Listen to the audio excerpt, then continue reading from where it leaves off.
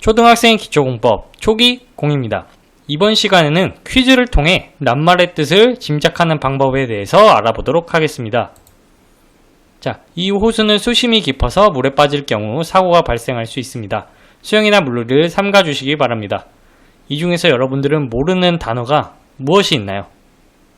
네, 조금 여러분들이 어려워할 수심, 발생, 삼가 이런 표현들을 빨간색으로 표시했는데 이렇게 만약 모르는 단어가 나왔을 때 그 뜻을 짐작해보는 방법에 대해서 배우도록 하겠습니다. 자, 낱말의 뜻을 짐작하는 방법은 간단합니다. 첫 번째, 앞뒤 문장이나 낱말을 우선 살펴보세요.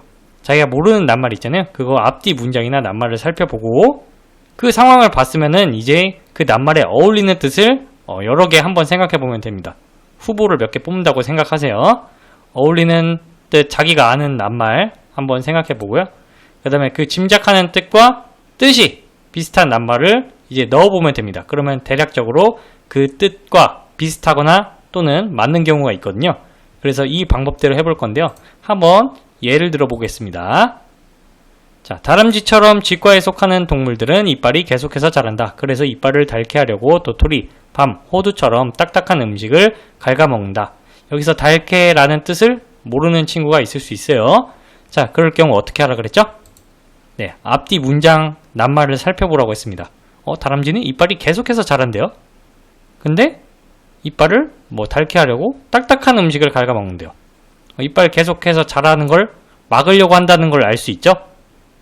자, 그러면 이빨 계속해서 자라는 걸 막는 거, 이빨을 어떻게 하려고? 네, 뜻이 비슷한 낱말을 보는 겁니다. 이빨을 짧게 하려고, 이빨을 줄게 하려고, 또는 이빨을 없어지게 하려고, 이렇게 대략적으로 추측을 해볼 수 있겠죠? 그럼 이 뜻과 비슷한 뜻이 결국엔 나옵니다. 자, 닳게는 기본형이 닳다인데요.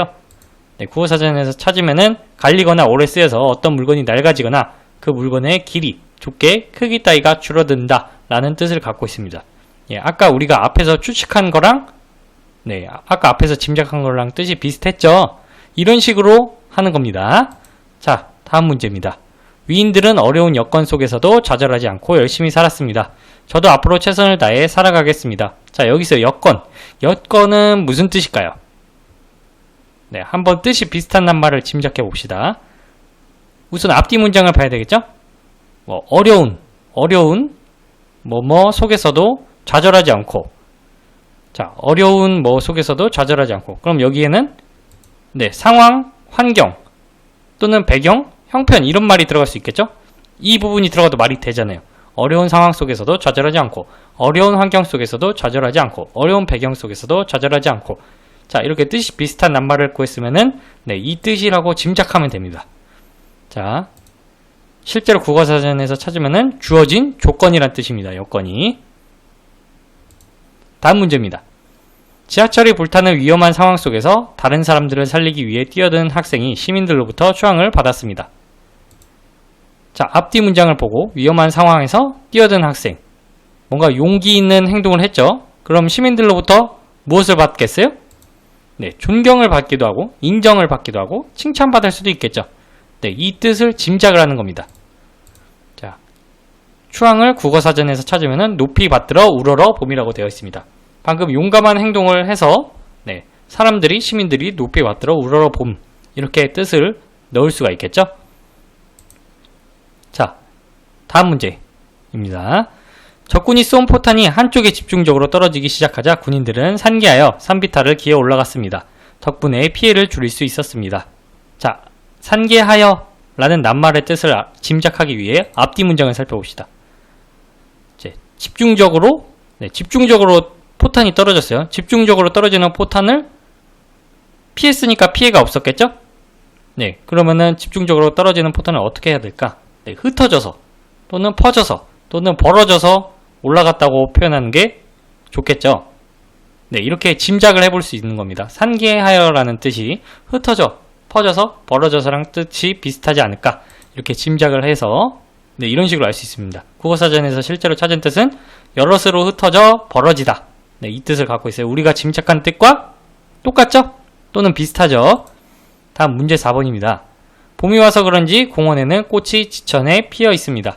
자, 앞뒤 문장을 보면은 봄이 와서. 자, 봄이 오면 꽃이 조금 펴요? 많이 펴요? 네, 많이 피겠죠?